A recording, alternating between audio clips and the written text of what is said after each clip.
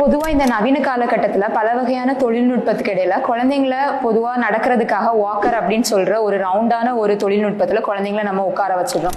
ஆனால் அதில் குழந்தைங்க உட்காரும் போது அவங்களோட பாதங்களை குழந்தைங்க தரையில் வைக்கிறதுக்காக குழந்தைங்க டிப்டோ வாக்கிங் அப்படின்னு பொதுவாக சொல்லுவோம். குழந்தைங்க அந்த டிப்பை பேஸ் பண்ணி தரையில் பதிய வச்சு குழந்தைங்க நிற்க ஆரம்பிச்சு அந்த மாதிரியே குழந்தைங்க நடக்க ஆரம்பிச்சு போகும்போது குழந்தைங்களோட கால்கள் தரையில் பதியாததுனால குழந்தைங்களுக்கு கடைசியில் வாக்கிங்கே இந்த மாதிரி ஆயிடும். இல்லைன்னா குழந்தைங்க அந்த வெயிட்டை போடுற வயசுல குழந்தைங்க பாதத்தை இப்படி வச்சு உள்பக்கமா மடக்கிக்கும் போது குழந்தைங்க அதுக்கப்புறமா அதே மாதிரியே நடக்கிறதுக்கான வாய்ப்புகள் நிறைய வருது.